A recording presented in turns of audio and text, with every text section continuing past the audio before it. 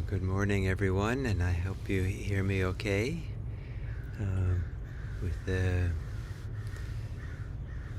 microphone on my laptop.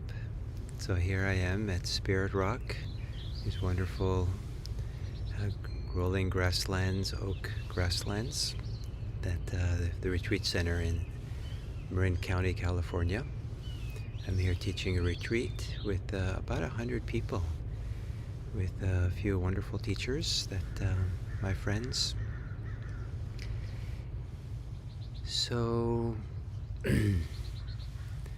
welcome to our meditation session, and maybe you hear the birds, and we'll see sometimes when I'm here animals will walk by.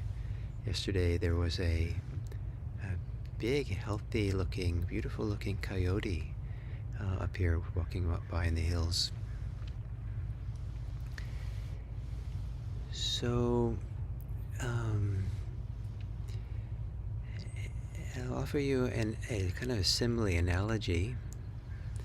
In my garden at home, we have a outdoor faucet used for watering the garden, and the faucet has a extension to it that is the shape of a Y, so that we can attach two hoses to the same faucet.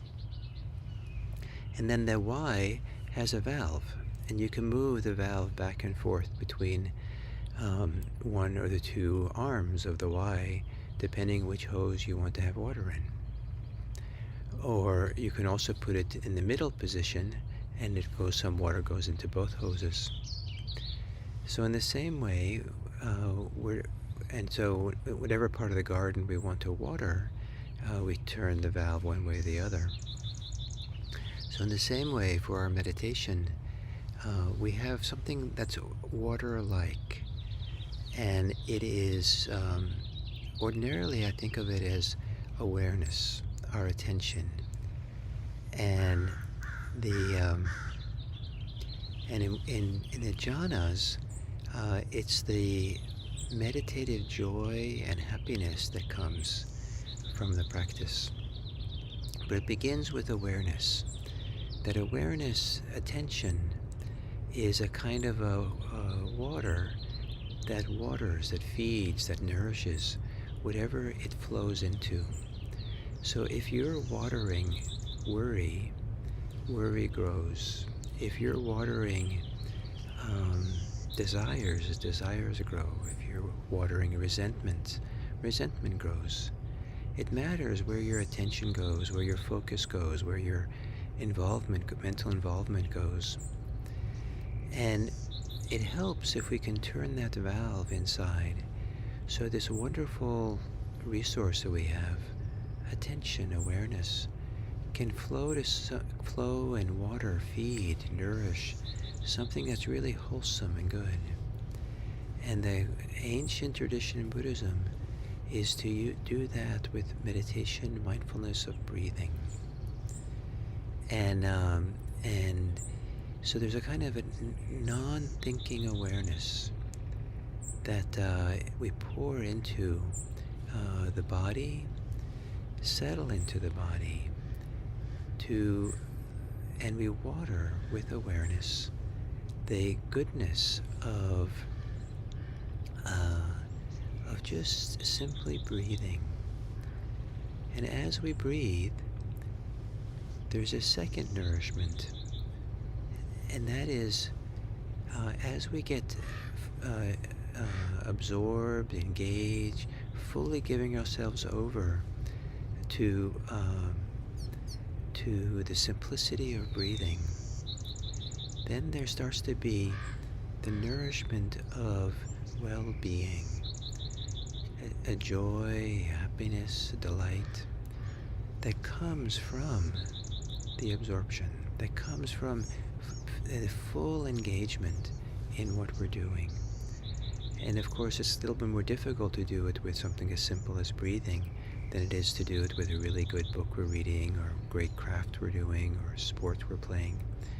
But that's the art and the practice we're doing here, is to find that way to take the healthy nourishment, take awareness and our well-being, and let it flow into our body, into the practice to be fully here.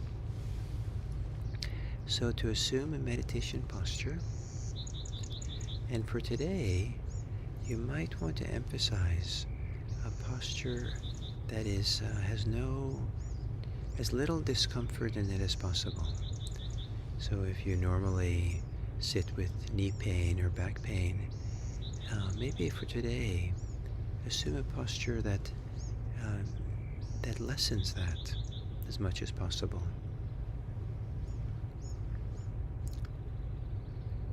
And then gently close your eyes.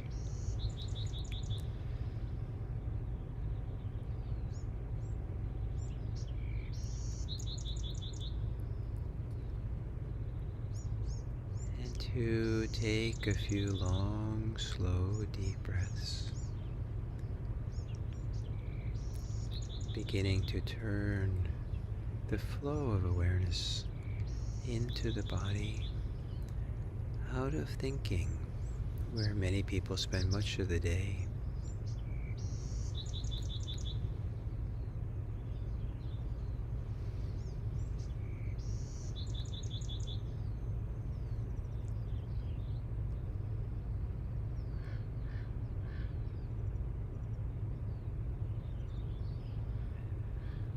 Letting the breathing return to normal.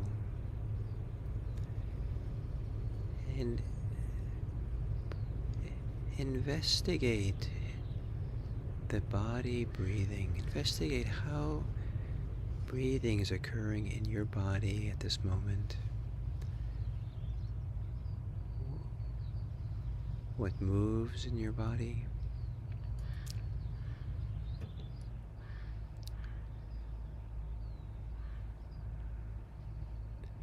What sensations come into play as you breathe?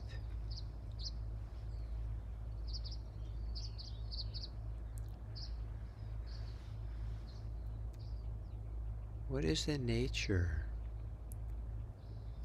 the quality of your breathing? Is it forceful? Is it easeful? Is it slow or fast? Is it shallow or deep?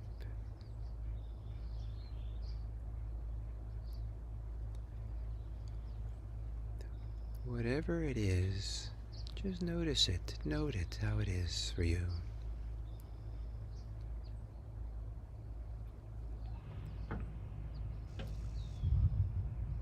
And then as you breathe, pause at the end of the exhale for a comfortable length of time, however brief that is,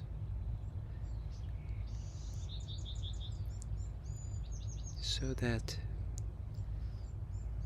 you have more valuing, more appreciation of breathing in.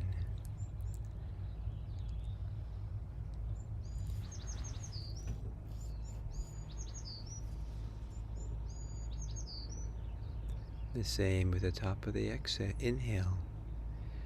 A slight pause, so there's a growing appreciation of how important and valuable it is to breathe.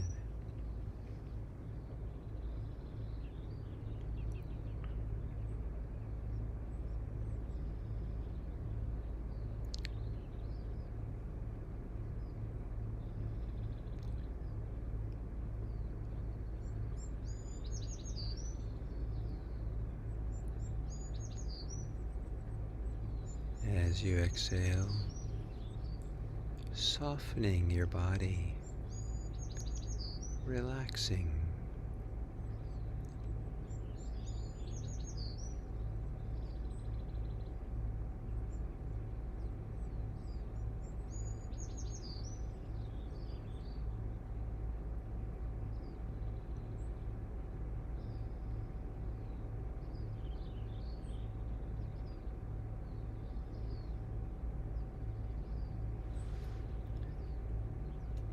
As you exhale, relax your thinking mind.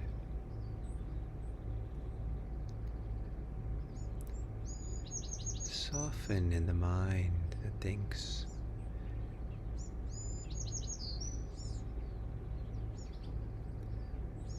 A softening that lessens the strong pull or the strong inclination to think. It's okay for a little while to let thinking recede to the background.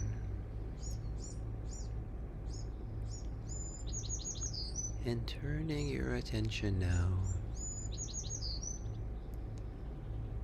so the nourishment, the food, the water of awareness flows into your body, breathing.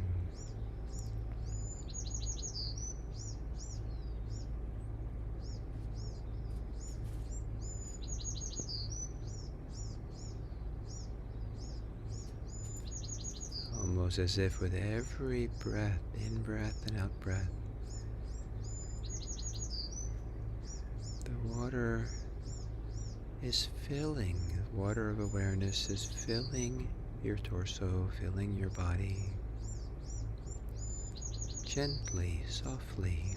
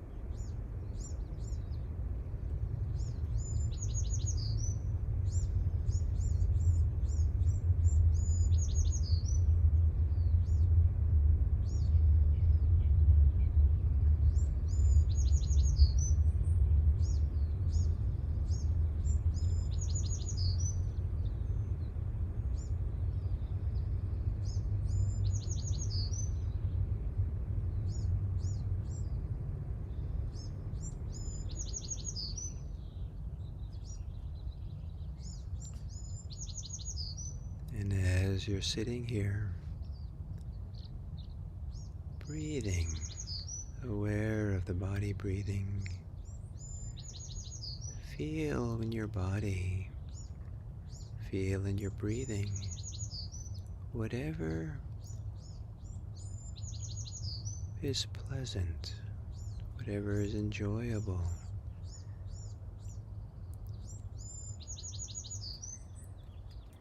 In the sensations, the embodiment of attention,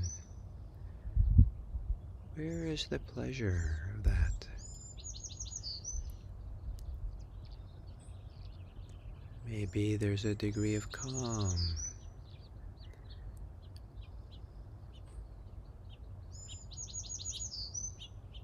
clarity, a feeling of wholeness. And into that calm body flows awareness, attention. The kind of awareness that has minimal thought in it.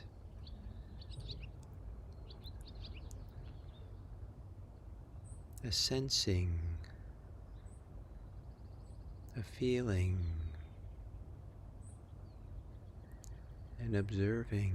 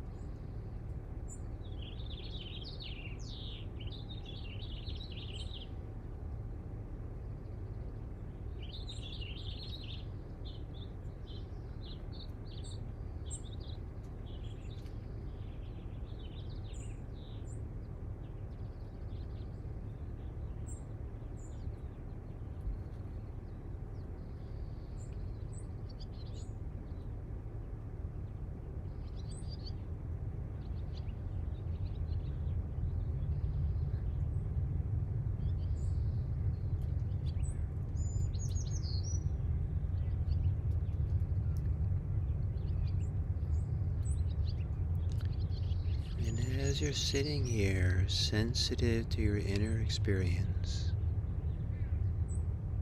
feel whatever joy, contentment, well-being there is, pleasure that comes from being engaged in the meditation, that comes from not getting lost in thought, but rather dipping in, flowing into this broad lake of the body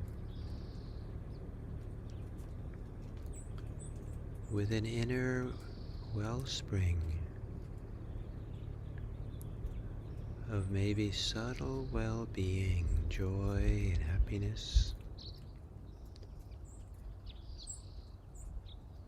And as if the body welcomes that joy, the clarity and calm is a welcome container, welcome invitation here. Let that well-being have space, have room in this body to flow, to open up and to spread with every breath.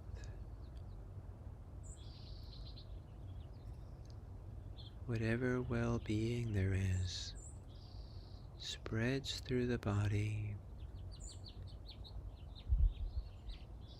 and supports the mind to become quiet, clear,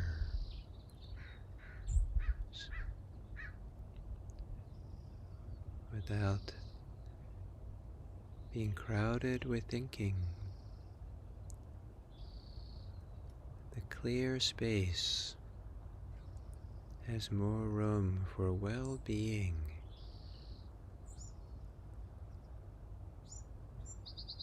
That for these minutes is being prioritized, as if it's a kind of nourishment for you.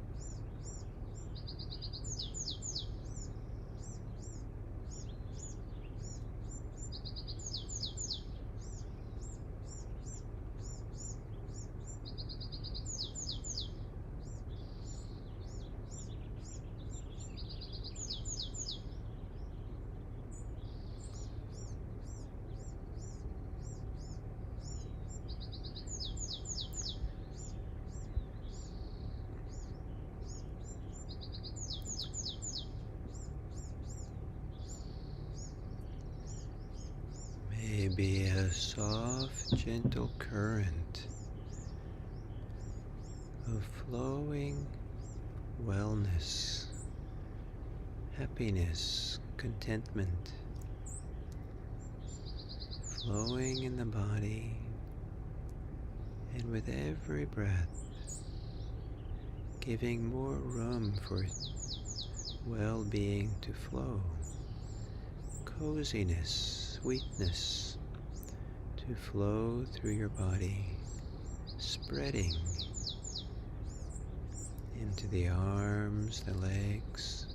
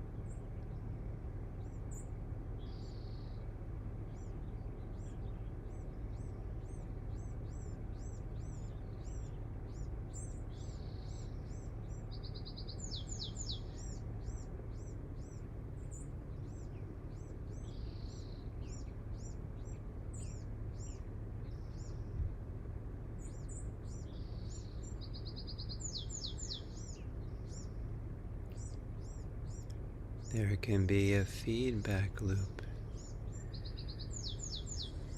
where quiet, soft attention to joy and happiness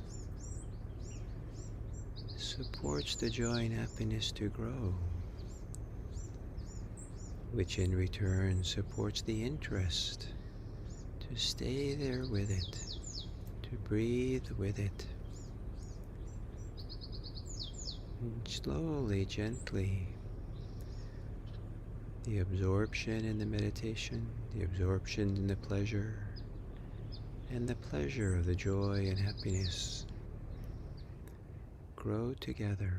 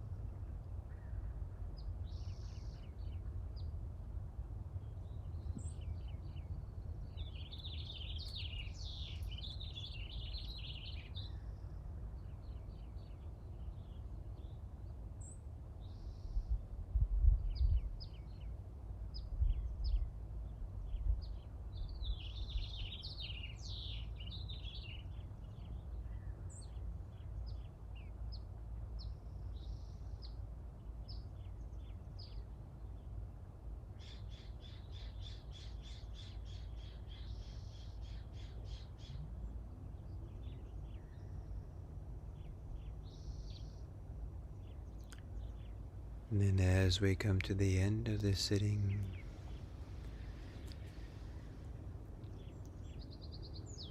to let the boundaries of your body, your joy, your well-being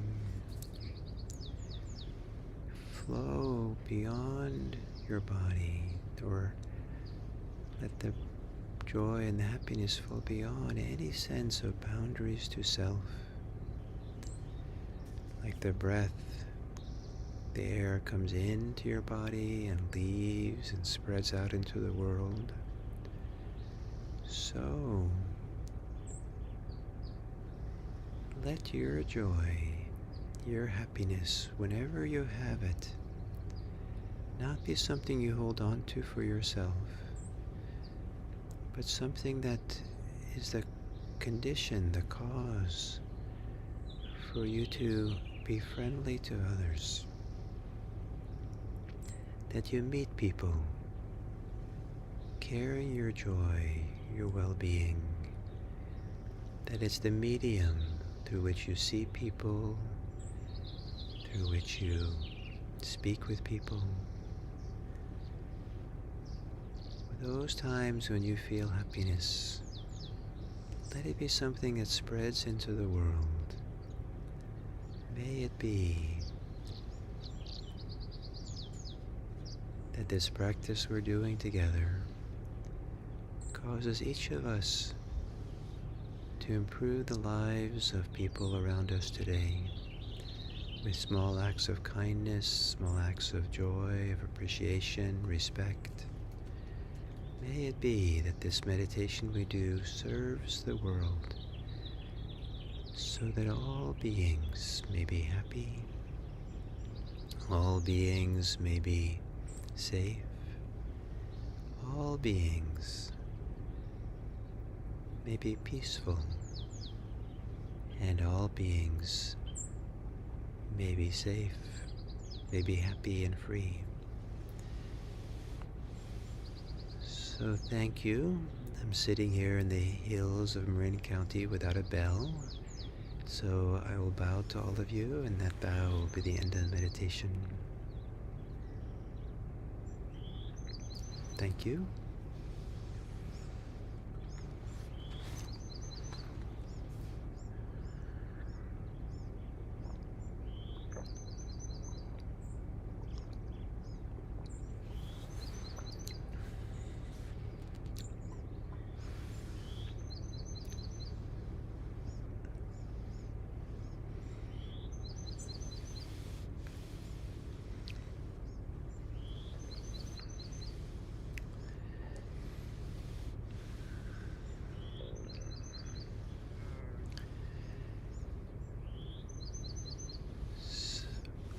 So, welcome to this next talk on the Samadhi series, the fourth talk on the fourth jhana.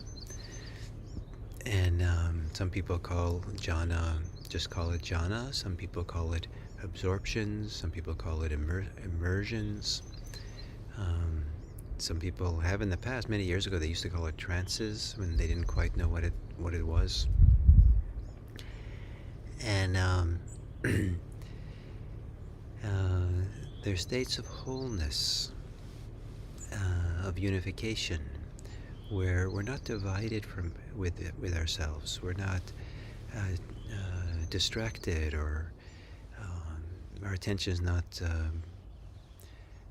pulled in different directions. And it's a pleasure to come together and have all of us here, all of ourselves, engaged in the same thing at the same time. And to really get into it, to really be absorbed in it and give ourselves over to it, there's a joy that comes. I think human beings, and I think animals too, can have there's a joy of certain types of completely giving ourselves over to something that's really enjoyable and pleasant. And there's a kind of more than just pleasure. There's a kind of happiness and delight and thrill, and of kind of giving ourselves over to it, or not losing ourselves, but kind of fully giving ourselves over to something.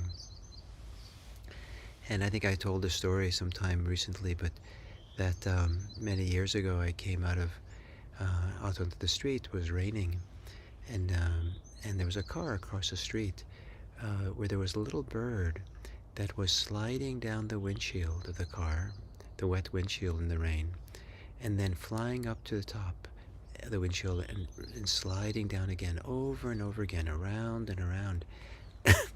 And I could only think that this bird was enjoying itself, was absorbed in the delight of sliding. So to give ourselves over, maybe a little bit like the delight of children, fully giving themselves over to some activity that's so much fun. So the quality of the second jhana has to do with coming into a form of full absorption, full engagement in what we're doing without any stress. When there's a vast calm, settledness, stability, when there's a vast clarity, some people call it clarity, and some people, I was going to say, use the word assurance for the Pali word, the ancient Buddhist word. So to sit with tremendous sense of assurance, of confidence, or safety, or this is really a good way to be, and a unification of all of us involved. And then the art of this is to begin appreciating the joy and the happiness that's there. Some people call it even rapture, because it can be quite strong. And some people call it bliss, rapture and bliss, because of it's qualitatively so much greater sometimes than ordinary happiness and joy. And here's a situation you're allowed to give yourself over to it. You're allowed to make room for it and feel it and enjoy it.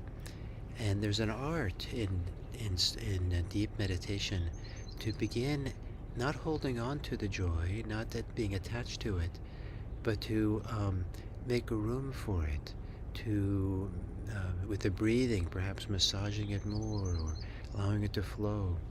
And mostly in the second jhana, I think of this as just making more room, letting it flow, feeling the current of it, feeling the hum, feeling the flow of these good feelings that can be there, and not making a lot of them, not getting excited, staying with the calm, but with the calm and the clarity, just allowing them to live, allowing them to flow. That this is where the food of awareness, this is what attention supports the growing of joy, the growing of happiness.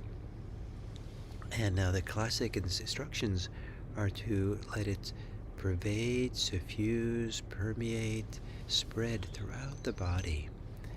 And so sometimes it's actually kind of nice to kind of feel like you're kind of blowing it or supporting it to flow into the arms and the hands and into the legs, into the full torso.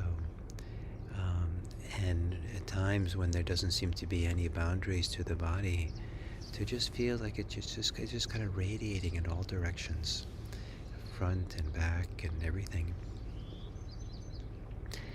And so I know that this kind of joy I'm talking about is far from our ordinary experience. And there's a lot of challenges that we have in our lives, and challenges with our external lives, challenges with our own minds and hearts. And it can be a little bit grating or discouraging to hear these descriptions of this kind of pervasive joy and happiness. So it's, but it's also can be inspiring that this is possible for a human being.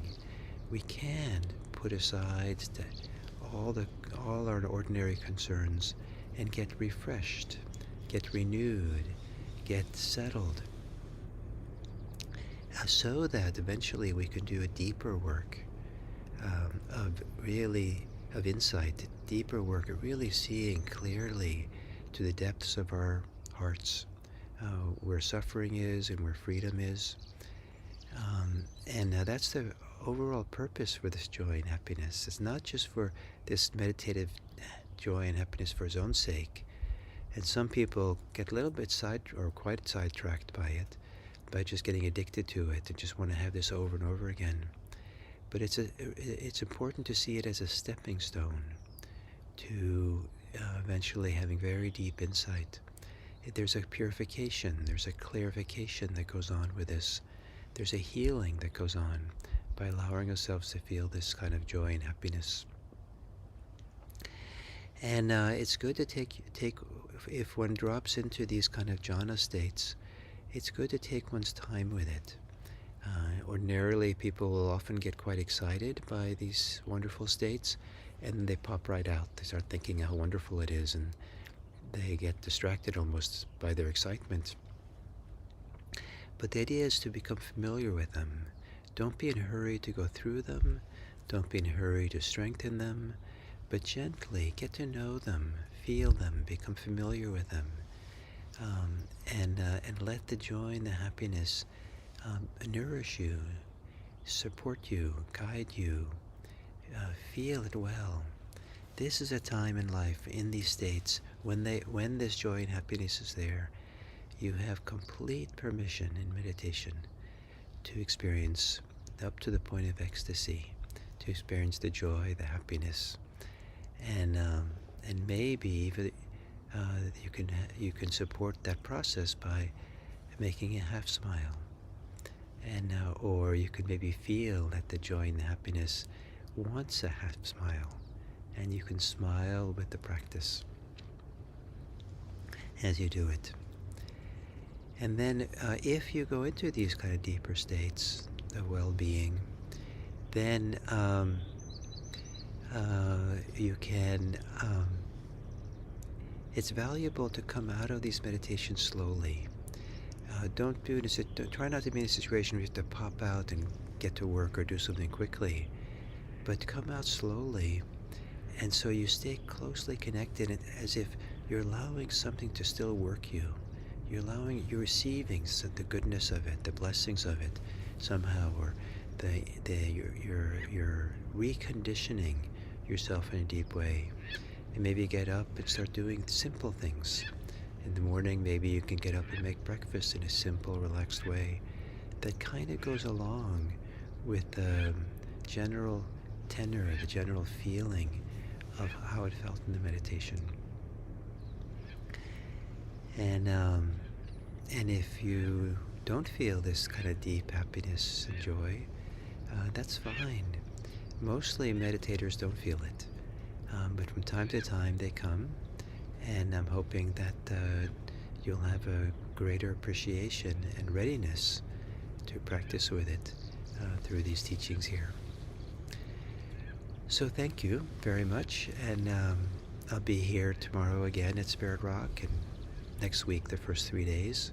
So probably I'll be doing it from this place here with the grasslands behind me, and with a little bit of luck we'll have sun one morning, and maybe the wildflowers will start coming out during this week. So thank you, and I look forward to tomorrow morning. Thank you.